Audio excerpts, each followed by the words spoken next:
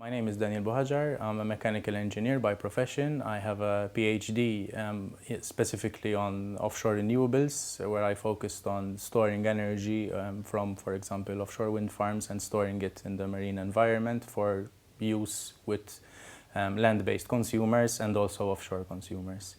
And I currently work in the Netherlands, in Delft, with a spin-off from the University of Malta called Flask BV, where we are actually focusing on the commercialization of these types of marine energy storage technologies. My title formally is CEO, but we're a very small startup, so in a startup environment, the CEO does a bit of everything, which is fun and also a bit stressful, but primarily I would say my role is focusing on the commercialization of technology. So although there is a lot of research and development that is going on, also together with the University of Malta and the research group here, my role is more focused on adapting this research into a product that can eventually be sold and used by a number of consumers and operators. I consider myself to be very lucky to actually be able to continue working on something that I worked on during my PhD. The most satisfactory thing about my job is that we are actually commercializing a technology that I helped develop,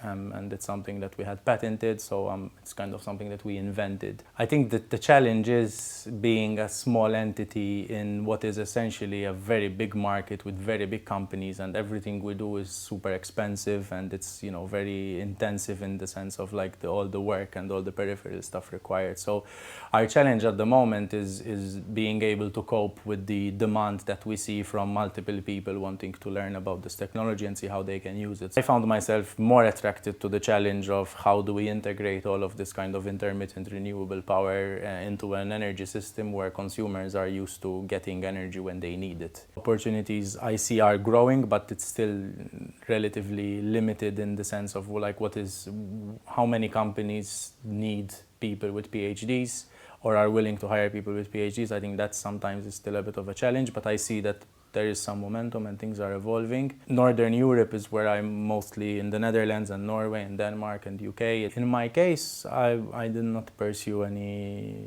specific courses on that, but I also think that the PhD gives you enough space. It sounds, sometimes it sounds like the super intense process, but it's research, so sometimes it's not just about how many hours and for how many days and how many years. I think doing a PhD helps you to actually be able to break that down in a way that the scientific community can understand it. And once you then go into the workforce, that means, for example, being able to give a presentation to a financial person who needs to make a decision on what money to spend. Graduates, broaden your horizons, think beyond the PhD, and employers also broaden your horizons and think beyond, the person you're employing as this highly specialized unit, but rather as a Swiss knife of various skills that would have been acquired during the PhD, because really that is the kind of process that it is.